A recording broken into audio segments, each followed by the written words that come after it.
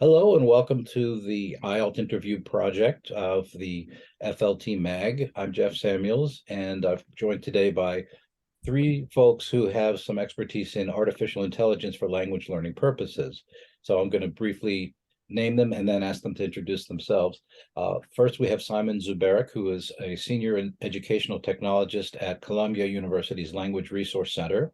We're also joined by Anthony Spadafino, who is the founder and CEO of Lingostar AI, and also by Dr. Corey Duclos, who is the director of the Keck Center for Language Studies and a senior lecturer in the linguistics program at Colgate University. So thank you all for joining us. I think this is a very timely and exciting topic. So let's delve right into it. We're going to have a sort of structured conversation, but let's begin with introductions. And I'm going to ask if you would just sort of take turns introducing yourself to our viewers and talk a little bit perhaps about your work and your familiarity with AI in general and anything specifically related for language learning purposes. So Corey, would you mind beginning? Yeah, I'm Corey. In my capacity as running the language center, I also am in charge of what we call our less commonly taught languages program, where we have students do self-instructional language practice, and that's the context I'm thinking about how I've been using some of the AI text generators lately. So I'm going to focus a little bit on that today. I probably am of the panel the one who's got the least experience with the AI. I've just kind of messed around with it, kind of at a lower level. But I've using specifically Chat GPT with for that. So I've messed around with it a little bit. Some of the basic how much it can do. Tried to have some conversations and see what its limits are and where it is at this point. But I'm concerned in general with educational technology. So just seeing, really interested always to see how technology interacts with our education, how it helps us change and reshape and rethink the way we go about teaching things. I've been interested in this topic as another technology thing that's going to help us rethink and maybe refocus or redefine exactly how we are going about teaching what we do. Great, thanks. Anthony? Yeah, hey, I'm Anthony Spadafino. I'm one of the founders of Lingostar.ai, which is a platform with the intent of providing access to live conversation practice, but instead of with a human partner, that partner for language learners would be an AI conversation partner. So what we set out to build over the last 18 months was basically started with the idea of, let's call it like an AI tutor. And really what we've learned was there's a lot of language learners who are motivated around the world, who they get to that, intermediate level. So in the SEPR standards, it would be around that B1 phase where they're about to sort of start constructing sentences, and they need that type of conversational immersion in order to get through the plateau into the upper levels of fluency. And at the moment, we would consider them somewhat underserved. So in the broader population, maybe outside of the university system, there's not a whole lot of tools or services, I'd say, tailored for the intermediate cohort. You can pay for a tutor, you can do a structured, evening course, you can try and do a language exchange, but the truth is, I think all of those lack for something, whether it's affordability or it's accessibility or or even just like how easy it is to schedule. And so we've been leveraging large language models and then trying to build some AI on top of those large language models in order to power the conversation. And the idea being that our conversations are not pre-scripted, meaning we certainly have some prompts that our users can sort of engage with, but really our core sort of functionality is that the user tells the AI what it wants to speak about at any given time. And we basically are trying to create infinite applied learning opportunities in a language learning context. So happy to go into lots more depth. Corey, would love to find time with you at some point in the near future. I'd love to show you like what we've built and talk about what we've been doing with other universities as well. That's great. A couple of quick thoughts, and then I'll pass it on to Simon. Very quick. Number one, this is I'd be remiss not to mention that we're going to have an IALT conference this June, and you could meet up there. And so we should talk about that as well offline. And the other thing, I was just thinking as you were talking about the first time I went to France after studying a year of French, and the people in Paris did not know the other half of the dialogue that I had memorized. So, it's not we've come a long way. Okay. Simon, please introduce yourself. Thanks. Um, Hello, Jeffrey. Hello, everyone who's listening. Really good to be here. Thank you for extending invitation to this panel. My name is Simon. I work at Columbia University Language Resource Center, where I help language instructors with creative and pedagogically sound applications of technology in curricular design and materials development. Prior to coming to Columbia, I was a college level language instructor in German, in Polish, and ESL. So I do have experience on that side of the fence, so to speak, as well. And as a educational technologist here, we've been working with various applications of AI for quite some time here, with sort of the caveat that these technologies have been with us for a while. We've been using Google Translate and its various analogs here at Columbia. We've been also working with things like Google Docs, which do use language models for writing real-time, written correction. But also perhaps even more mundane examples would be even, Zoom, which is where we're on right now, that uses AI, quote unquote, to, blur the background behind me, right? So those are some of the things that we've been also exploring. I am also a graduate student in computational linguistics at the City University of New York Graduate Center, where I look into how natural language processing could be applied in language pedagogy and language learning. And to that end, I look specifically at how corpus could be used to that end. Also, how we can apply discrete language data analytics and various machine learning techniques for proficiency level diagnosis.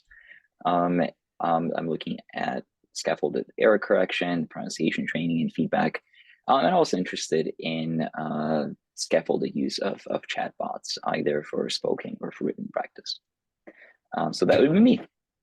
Oh, that's great. So we have, this is a panel of experts here. This is going to be a really good conversation. I'm very much looking forward to this. But before we get into some of the nuts and bolts, and then all the way up to the kind of theoretical "where are we going" thing, let's address the elephant in the room. But this being February of 2023, just saw an article a couple of weeks ago about people using Chat GPT to write their Valentine's poems to their partners and so forth. This is just seems to have exploded in terms of public interest with the advent of Chat GPT being the elephant, right? But there are other elephants. There are other AI solutions that will do this for you. Give it an input, it generates text. They've had it passing law school exams and business school exams and so forth. And so there's a lot of anxiety and a lot of attention. So usually this, at least in the popular press, is couched in terms of dualistic positive or negative aspects. Is this thing good or is it bad? Is it positive or is it negative? Should we be panicking or should we try to harness it? So just generally speaking, let's get into the question of concerns about AI, not necessarily that particular solution. Should we be concerned? Is this a dualistic sort of prospect here, or really should we look at this in a much more complex manner? Are there concerns that you've heard, for example, from colleagues that you think are just unfounded? And I'll just kind of throw it out there. Corey, if you'd like to say something just to give us a start here, that'd be great. And then you guys just Sure, yeah, I can start with my main concern. I think is a founded concern is that there are probably some ethical concerns that are not always considered. Maybe two that I worry about First of all, I watch enough Star Trek that I'm sure that one day the AI will take over. That's what I'm concerned about, but I don't lose too much sleep over that. But I am worried about, where these AI products are gathering their data from, and how much data they're gathering, and who they're taking it from, and how much autonomy existed in the choice to hand over that data. And I think that we often are asking our students to use technology that requires them to, check a box like, I agree to this, right? I agree to the terms. And they're not reading that, but they're required to do it. So I think there's some ethical concerns there, right? Are we contributing to the gathering of data that's for a proprietary product that students are not aware of? And I think that they should at least be aware of that. And since you mentioned the IALLT conference, actually, we'll be at the IALLT conference and part of a panel, and I'm talking about some of these ethical concerns, specifically around asking students to use products without full consent or full knowledge of the consent they're giving. And so I do worry about that, how they're using information. And in a large sense, many of these AI products that I understand are using other people's thoughts and other people's ideas and other people's work, and using that to generate the product that they have. And I don't know that that's always to me at least, an ethical gray area at this point. Are we really using those things in a responsible way? And are we using those things in a way that is fair to those who produce them? And I think that there are ways to make sure that works, but it is something I think that we should be aware of, and especially those of us who are in a position where we're asking people to use technology or promoting technology, that's something that we're kind of vetting before people start diving too far into these things without full knowledge of the implications of that. Good. Anthony, Simon? Anthony? I could go. Yeah, please. Sure. So yeah, those are valid concerns, right? Because these models are only as good as the data that we train them on. So one needs to be careful what we're working with and what we're feeding these models at the developmental stage. What I am also concerned about is perhaps not something that a lot of people seem to be discussing, and that would be the environmental impacts of developing these models, training them.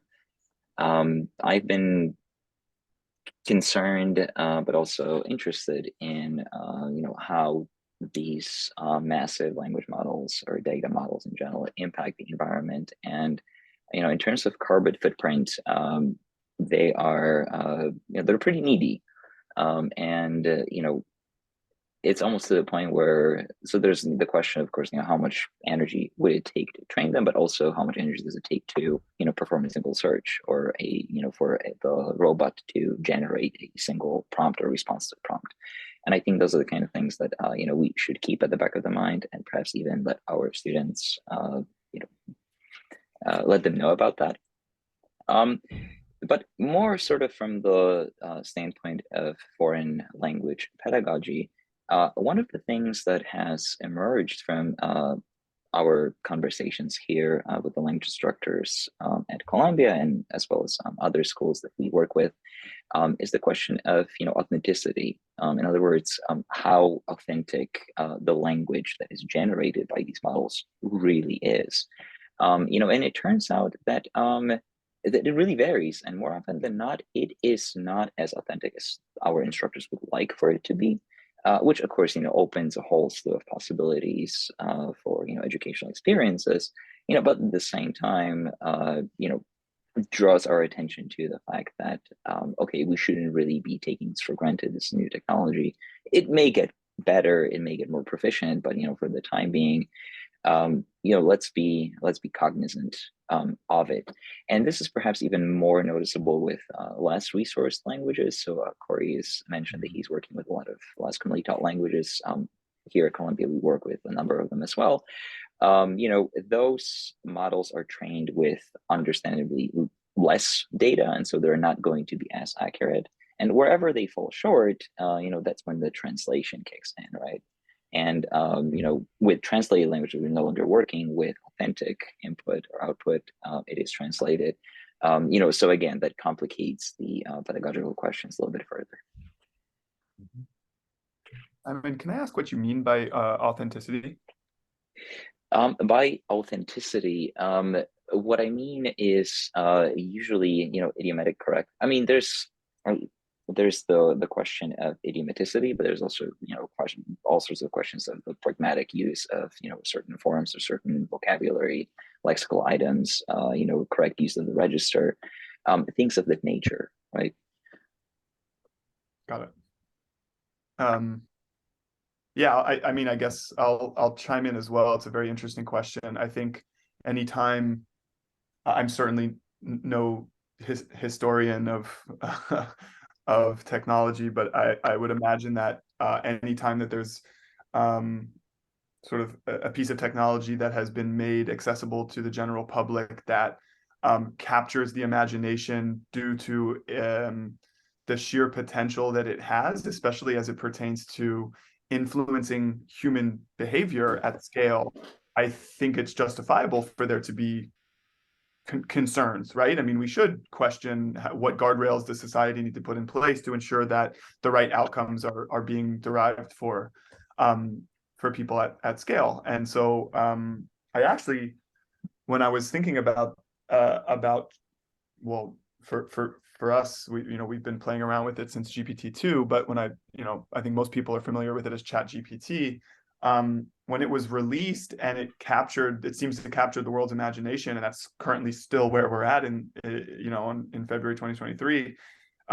It reminded me of when Facebook started to go viral and catch fire, and I think a lot of the same concerns ended up being raised at like the highest, most macro strategic level about whether this platform has a responsibility in order to for I guess the content and the role that it plays in influencing other humans. And I think Facebook's perspective has always been, we're just a platform. If humans are misusing it, that's the humans' fault. It's not our fault as a platform.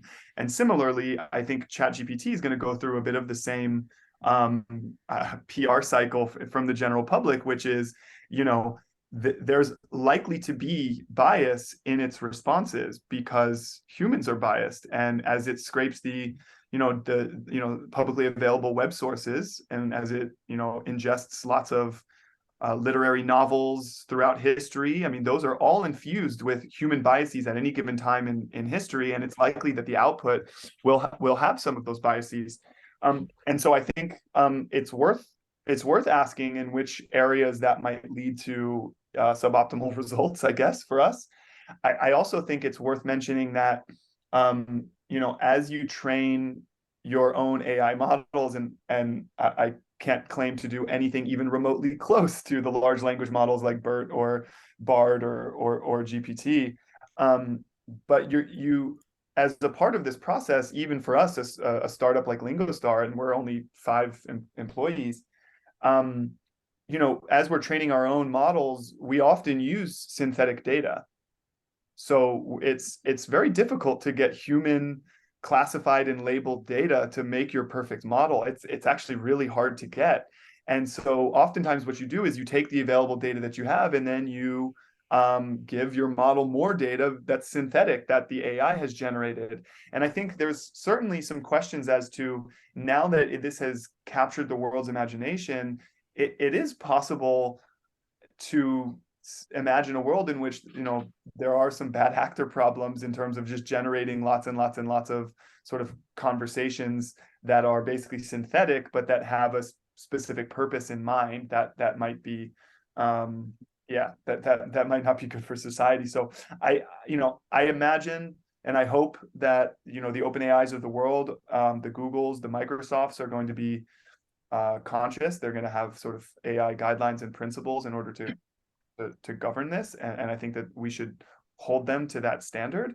But in general, I have to believe that communication being as fundamental to the human experience as it is, I have to believe something like this has so much positive potential in order to better facilitate streamlined communication amongst people of different natural language groups from different areas, help people create infinite applied learning situations, help people more deeply understand on a more mathematical level what human language really is.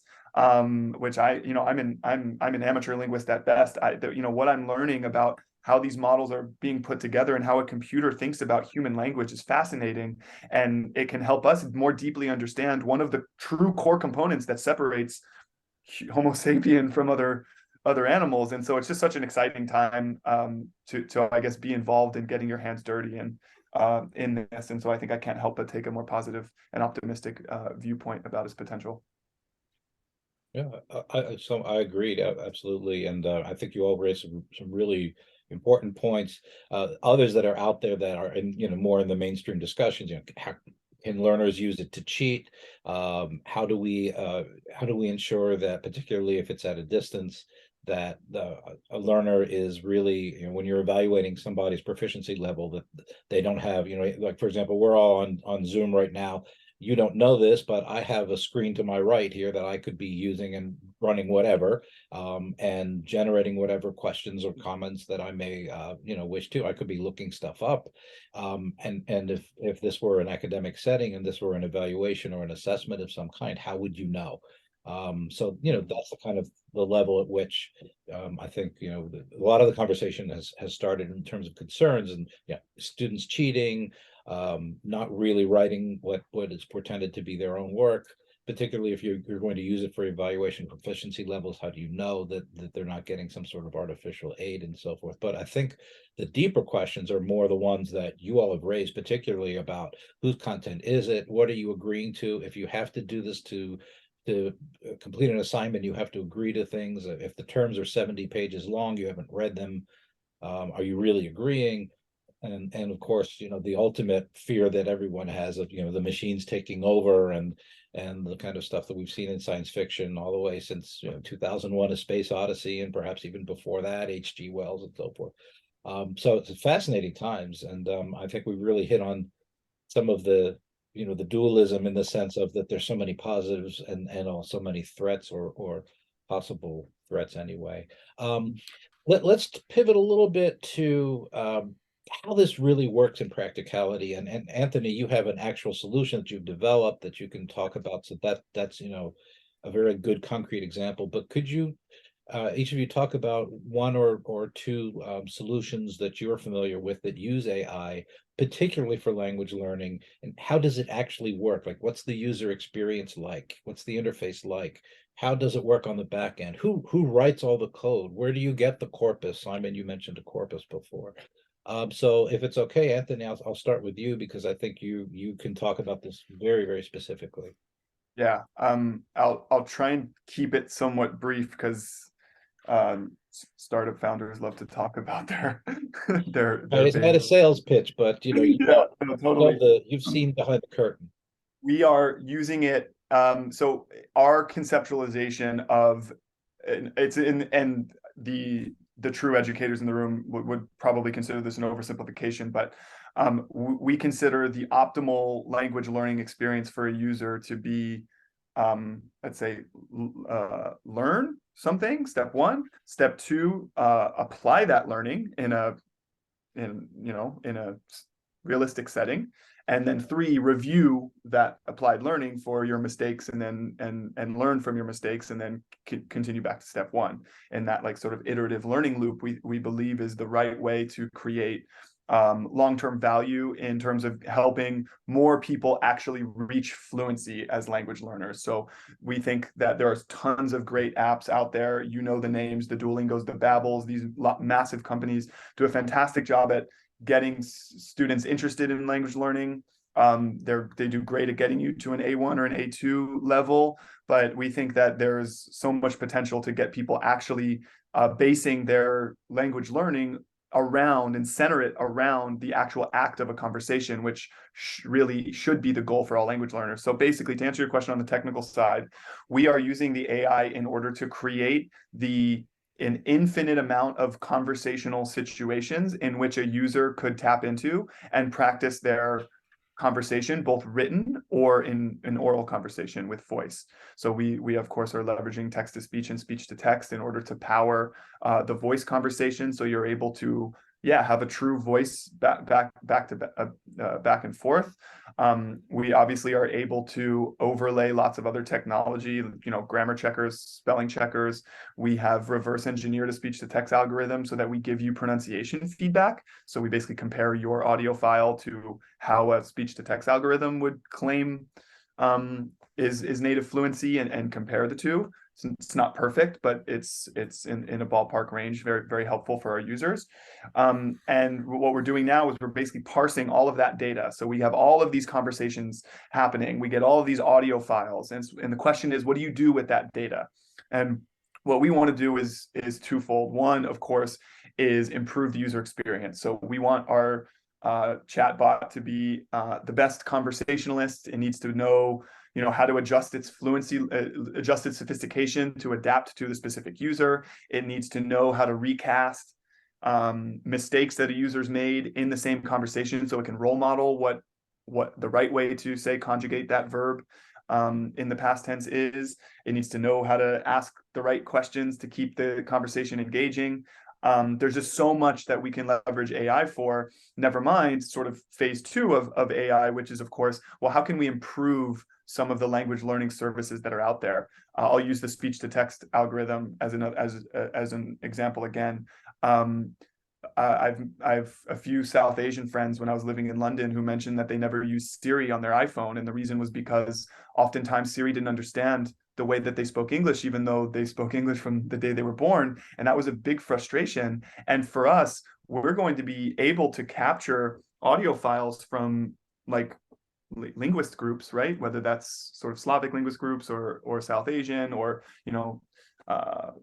native Spanish speakers, attempting to speak their target language, and we're going to be able to actually build AI that adjusts speech to text algorithms in order to be like more sort of fit and tailored for them and for their accent, and that's going to just like allow for much more ease of communication. It's going to be much more, let's call it like accepting and open-minded, I guess, form of technology. So, we have so many ideas there. Obviously, there's similar grammatical errors that, me as an English speaker and learning French, I often will use and make the same mistakes just by the way that I learned language as an Anglophone. And so all of this, we can actually improve upon sort of the existing, let's call it language learning pedagogy, in terms of both the process, but also the content and the quality of the services that we're providing. So so large language models sort of are the underpinning that power the live conversation. Are you able to address questions like localization, what is appropriate for the target language of a specific country or region, and also linking it to cultural artifacts, cultural knowledge, and what is culturally appropriate? So yes and no, meaning yes, we can localize, certainly in terms of the services that I've mentioned, and certainly at LingoStar we need to continue on our product roadmap to build in that direction. At the moment, it's a bit American English centric. We also offer Spanish and French, and also obviously both of those languages are spoken all around the world, and there's lots of different forms and versions, and there's lots more localization we can do there. In terms of the cultural element, which is a very, very important part of language learning, like language is not just the words on a page, it's all of the history and all of the culture that goes into it. I think anybody that truly loves languages would agree. And so far, the truth, I guess, to answer your question is, at the moment, we're primarily powered by GPT-3. We're actually not using ChatGPT for a variety of reasons we can go into later. But GPT-3, it's quite capable of speaking about, I would say, speaking about it's like cultural context in the languages where it's ingested quite a few parameters, right? And for the moment, we're only comfortable in releasing at the moment in Spanish and French, because as you go down into less spoken languages where the model hasn't ingested as many parameters, it's likely that what's happening is that it's more of a translation from English, which is not going to have that same cultural context. So we're going to slowly add more languages, but we want to make sure that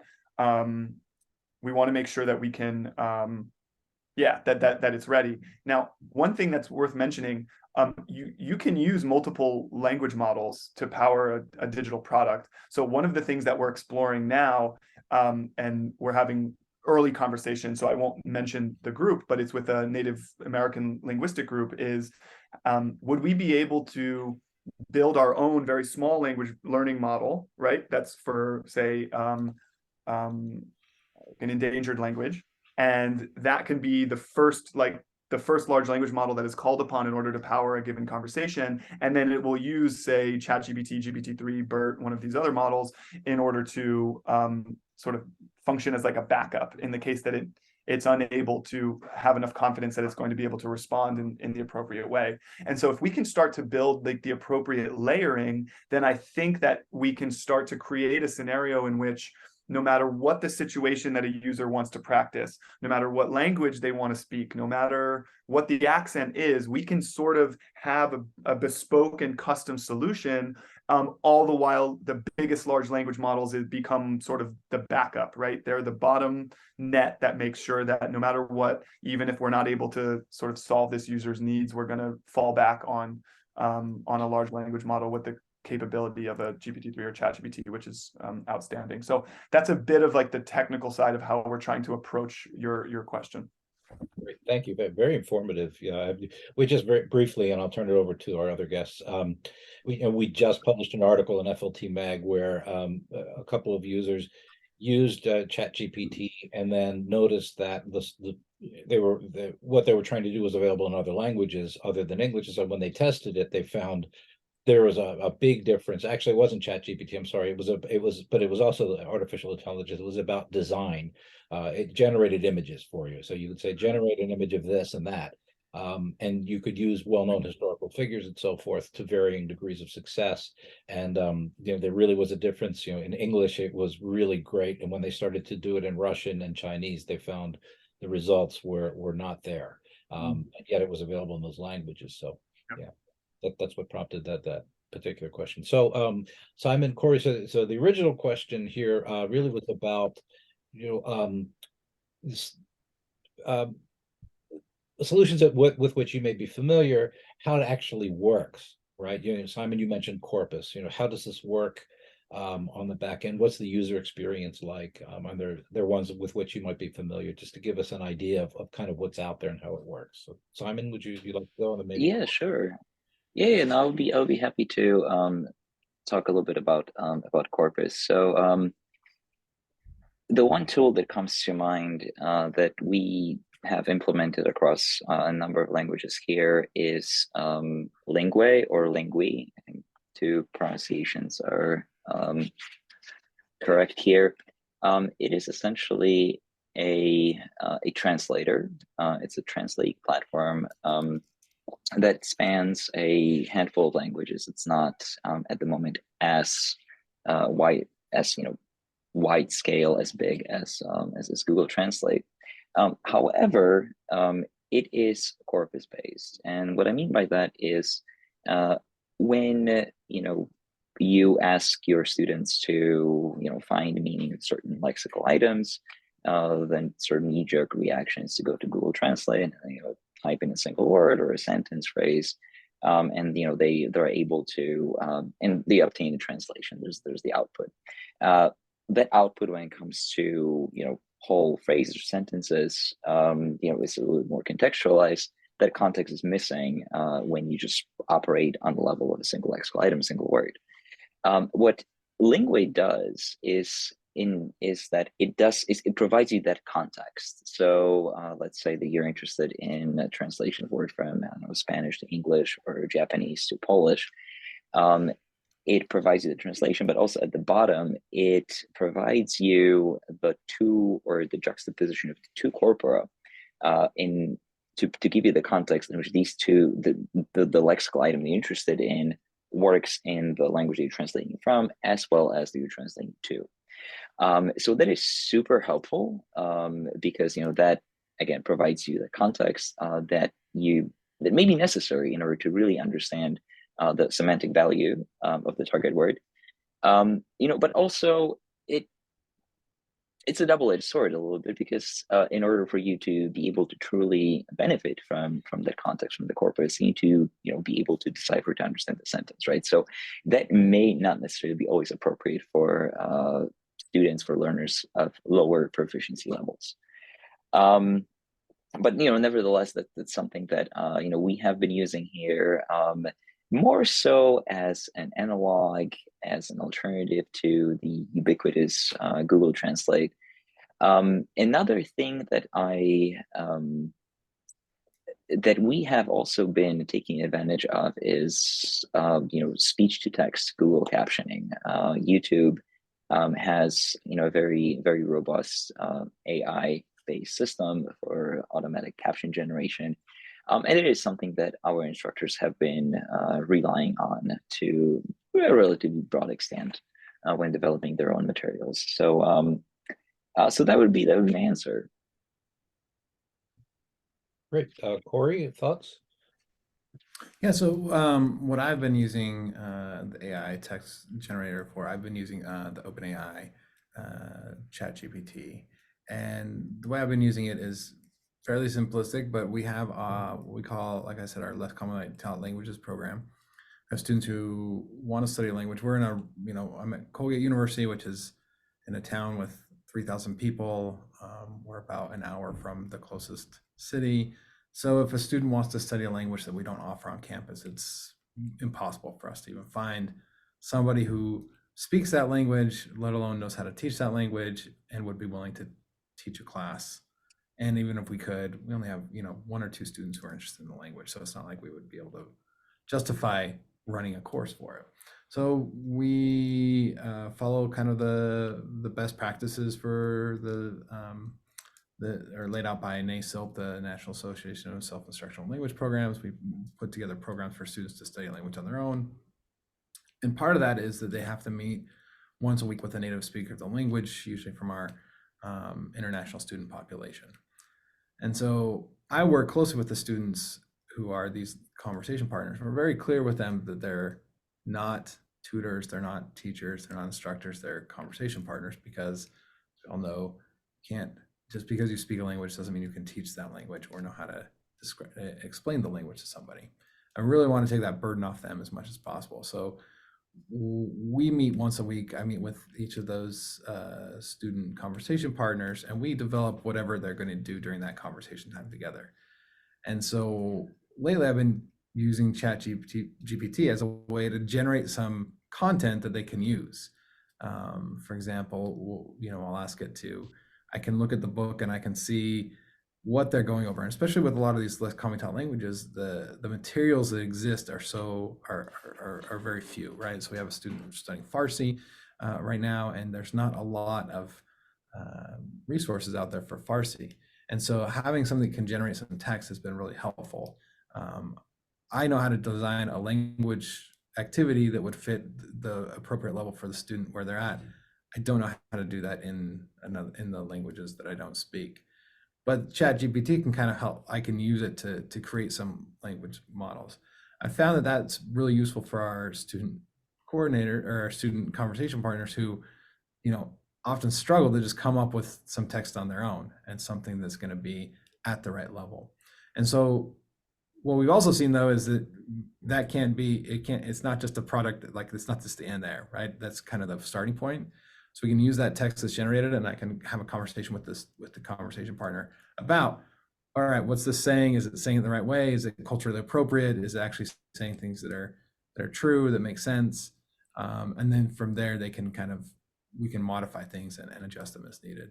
So I think that's been really helpful for the student conversation partners who are often at a loss. And I think without any direction, they'll revert to this tendency, which is to focus on trying to explain grammar that they don't fully understand themselves.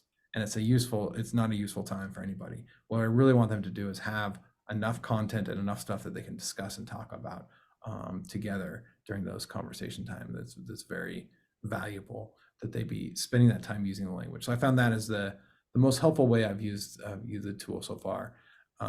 So the limits I've seen is it does seem like it's limited in terms of that cultural connection there, right? It might not be completely understanding of the cultural context, especially as we noted already, that the less commonly taught languages are the ones that have the less data to them.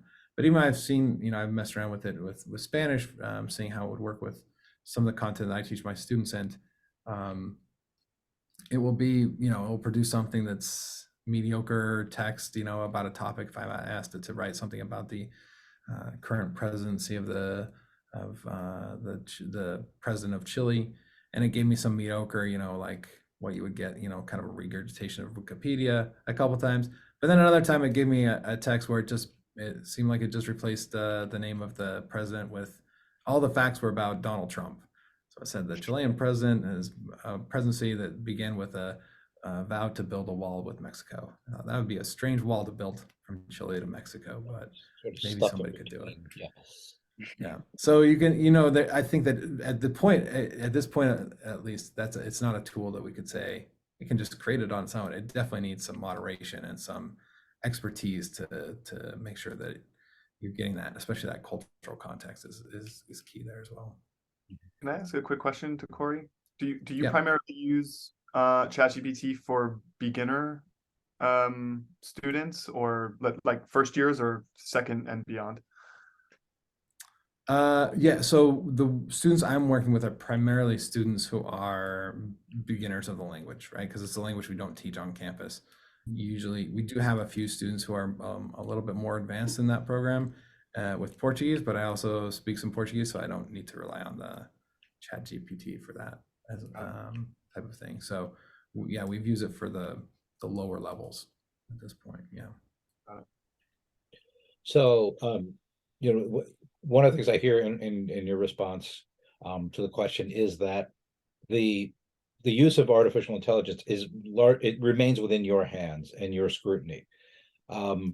Let me ask if you guys, and if the answer is no, then it's fine, we move on. But is any of you aware of, I'm thinking of solutions that may be out there that are not specifically designed for language learning, but could be used, that there are affordances for them for language learning with them, and particularly any that kind of promote learner autonomy by using them. So, for example, something that is used for a generic purpose that you can harvest for language learning purposes. That's AI driven. Yeah, Simon, please.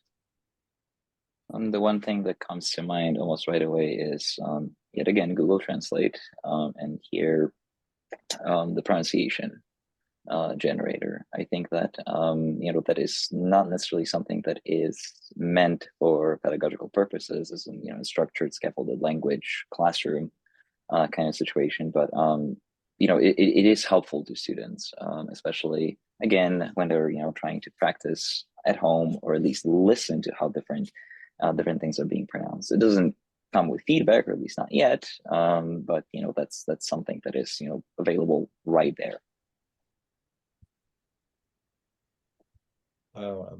Any others that you guys may know about? This isn't really AI focused, but I like Anki or Anki. It's like a flashcard product that I think is quite good for language learning. Yeah, I don't have any, but I think that anything that's getting students to use the language and getting them some meaningful input is always going to be a good thing for them.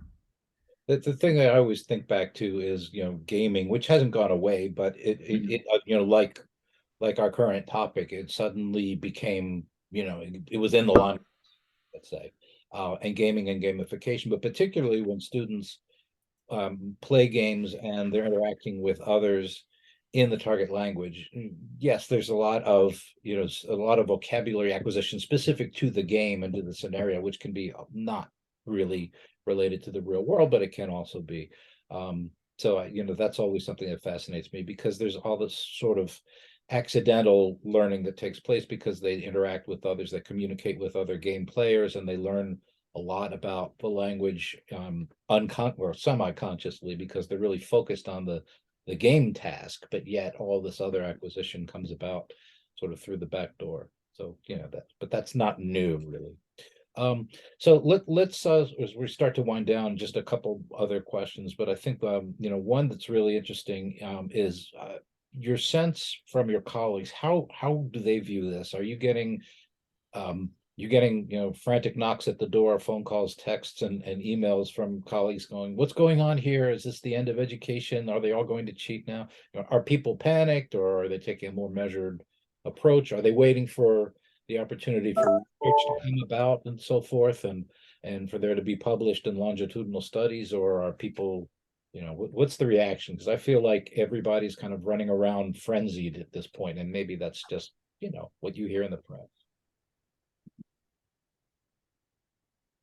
So how's it playing out amongst your I can go. colleagues?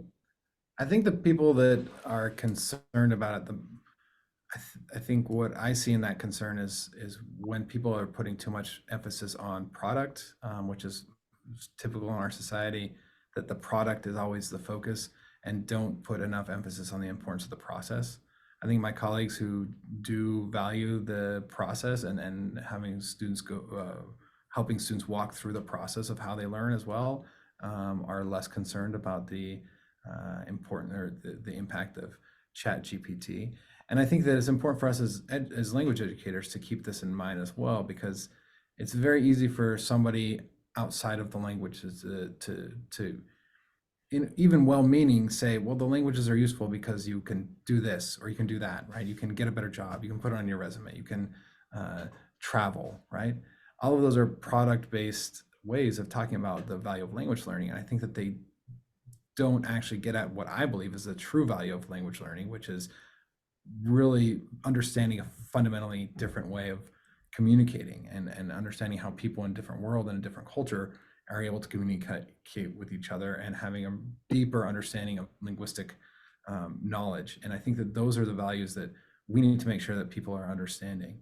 So I think the fears that my colleagues have are that there will become an increasing divide, though, between the ways that students are learned that are more product-based ways of learning and those that are more focused on process, and that divide will become even greater, and it will probably be a divide that falls along the lines of those who have an elite education versus those who are not able to afford that type of an education.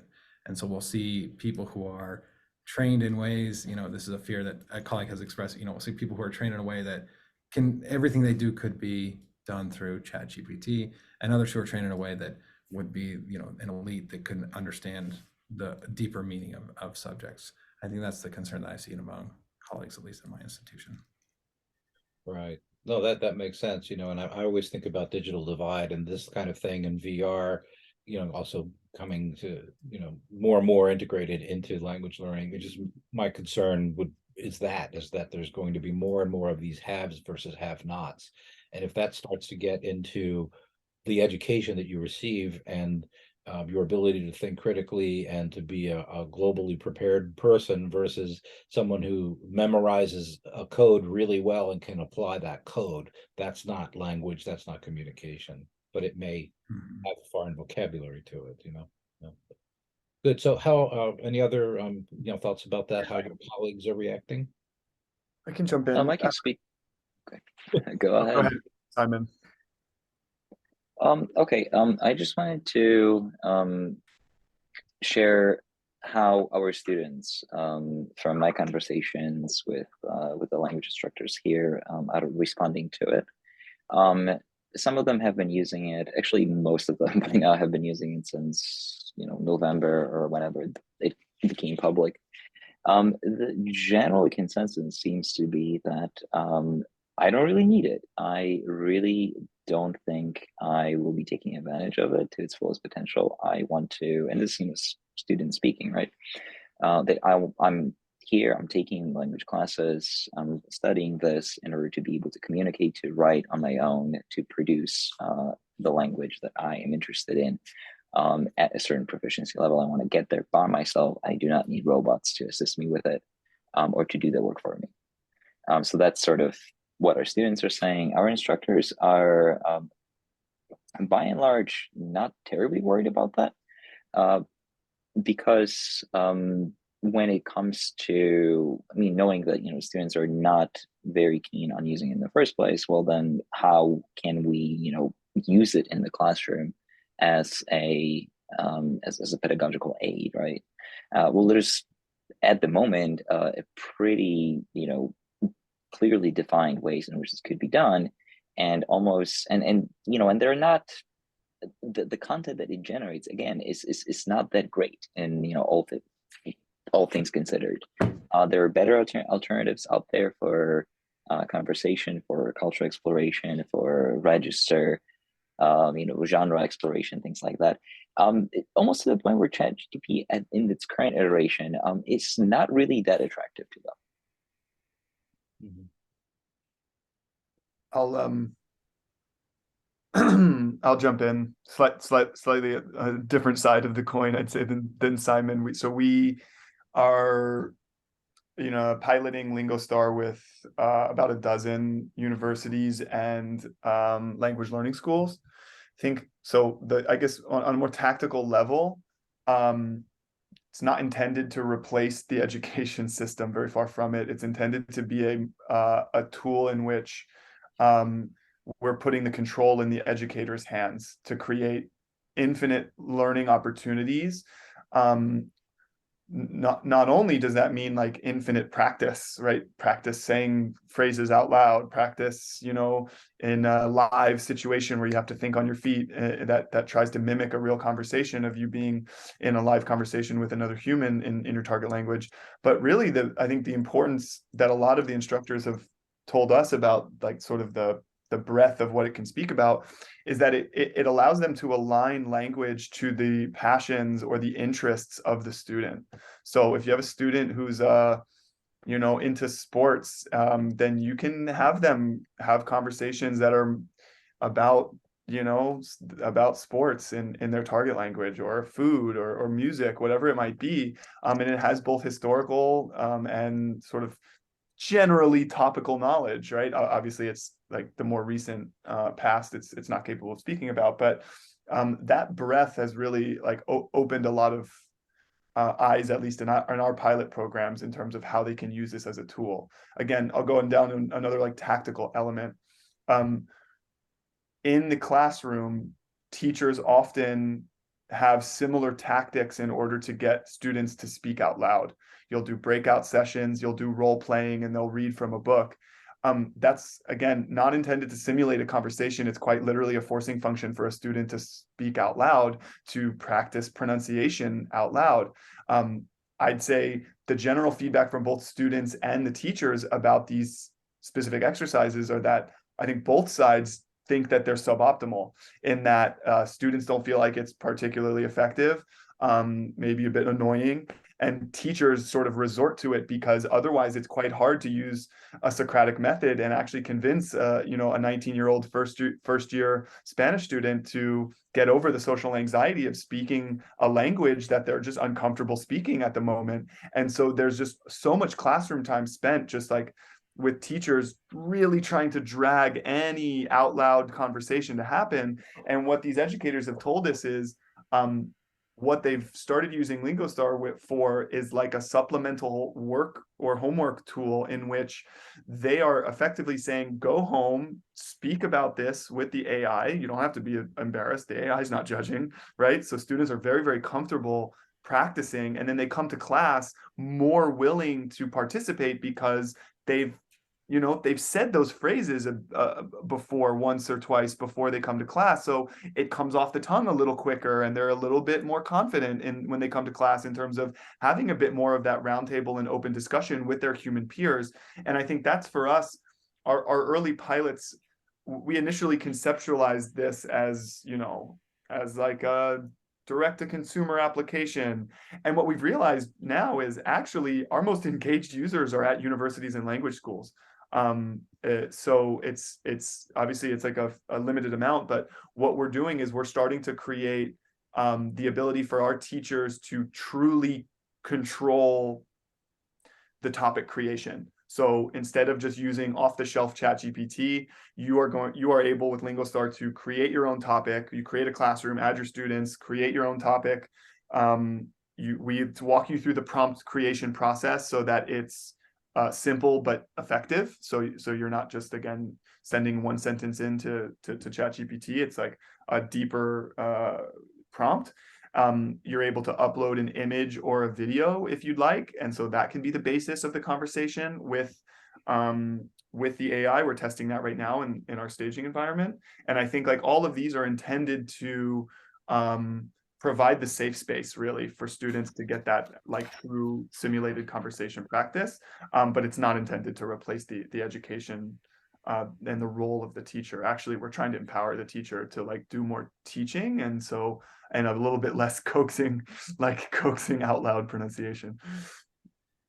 Yeah, I'm glad you said that. That's one of the affordances I was thinking about is, anxiety, that this, if nothing else may alleviate a little anxiety about speaking, right? We talk about the 4 skills and the cultural context, and that's the one where, for some students it is writing, but speaking in front of their peers is always seems to be a hurdle. Yeah, interesting. So one last one, I always kind of end with just a call for our guests to talk about what do they see in the future, and if there are any last thoughts that they would like to leave with our viewers. So we'll go around in a moment, and I want to also just stipulate to the fact that we are all actual people, that none of us is being generated. As far as I know some of us personally. So these are real people. ChatGPT did not generate this interview. So anyway, all kidding aside, where do you see the future, and any last thoughts? Let's just kind of go around. We'll start with Simon, if that's okay. Yeah, sure. So we are pretty early stages of how these platforms are going to be developing. We do know that they're going to be, getting better. And at some point, it comes to it's conversation, their conversational abilities, translation abilities, they are bound to match or even, perhaps surpass human performance. So they will be eventually addressing our pedagogical needs in terms of vocabulary, morphosyntax, semantics. Like that will be pretty much taken care of by machines. I'm fairly confident about that. I'm pretty excited about that. What that means for us is as instructors, is tremendous opportunity for reinvention, and for perhaps starting to pay attention to things that so far do not garner a lot of attention in the classroom. And here I mean pragmatics. Here I mean things like dimensions of communication, culture, and target language that are extremely difficult for computers to grasp. So like, how do I use hedging to express ambiguity only about the things that I want to remain ambiguous about? How do I do that using formal register? How do I do that while speaking? Am I speaking to a small audience, or is it at a formal dinner? The audience is bigger, right? How do I correctly address my Airbnb host in Tokyo? Am I going to talk in the same way to my Japanese cab driver, right? Those are the sort of questions that require a proficiency in communication, a certain mastery of language, that I think we will finally be able to tap into and to have the time and other resources to address. So I'm very optimistic, and I can't wait to see what's going to happen. Great, thanks, Corey. Yeah, I think that I agree. I see a future where a lot of these limitations we've talked about are overcome, and maybe there's more models that allow students to interact more authentically, right, with these different types of software. And my hope would be that would help us, what that would mean for the educational community would be maybe helping push toward this idea of let's focus less on the product and more on the process. And that we, ideally, we're kind of stuck in an educational model that is very product focused, and that it drives students to want to be, to produce what they need to get the grades they do. And maybe we can focus less on that. We can focus more on the process, and we can, ideally revolutionize the entire way we educate students, and change the focus of what we're looking at, and not worry so much about well, students need to know this or this. I mean, it's the same thing that happened, you know, when Wikipedia came out or when calculators came out. I think somebody else already mentioned this. Every technological innovation has people worried that it's going to take away from students' learning. I think now we should just, hopefully it helps us understand better what students really need to learn, what they really need to get out of their educational experience, and focus more on that and less on just them regurgitating the things that we want them to and the way that we want them to. And then if I have one other thing to share, I just want to replug what you said, the IALLT conference in June. Everybody should go. It'll be a great experience. It's in New Orleans, so hopefully we can all concentrate on the presentations as well. Yes, yeah, thank you. That saved me from having to replug that. Yes, June in New Orleans, IALLT.org, all the information you need to know, and we would love to see you there. Anthony, I think you get the last word. Yeah. Try and keep it brief. It's such an exciting time. I would say like a lot of the energy in moving forward is around computer vision. So that's effectively, can computers and AI understand what's happening in an image? And then the next frontier being video. I think you're already starting to see text to image creators and text to video the software starting to be developed. And that's just a really, really, really exciting possibility in terms of content creation. But I think the more interesting thing for me is around if we're truly considering AI as being able to interact with humans on a regular basis, then that means it needs to understand the true nature today of human communication. And right now that's shifting dramatically. It already has, as we all know, started to shift into more of a visual format. So language is now, or the not language, communication in general is starting to change. You see more young people communicating through emojis, through through posting images, memes, right? What GIFs, whatever the format might be in the future, it's likely to be slightly different than long form written text. And I think right now, sort of where AI is at is very, very, very capable of having conversations in the form of long form text. But, you know, we've already had this 10-year explosion in the last 10 years of user generated content, just like exploding in terms of how much content's been created the last 10 years and will continue. Well, the next 10 years is going to be about AI content being generated. That's going to continue this exponential curve. Well, that means that if you really want AI to be able to communicate about all of this, it's going to need to understand vastly different forms and stay up to date with how humans are currently communicating through image or video or whatever it might be in the future. So very, very exciting time. And yeah, I really look forward to staying sort of in the field. Thank you. And thanks to all three of our guests. This has been a really fascinating conversation. I anticipate lots and lots of views, perhaps some continued discussions about this. So, you know, again, I really appreciate your time today. Thank you so much. And I invite our viewers to check out all of our interviews, plus all of our different articles and software reviews and a lot of content that we have, a wide variety of content at fltmag.com, which is part of IALLT. So thanks again and have a good day.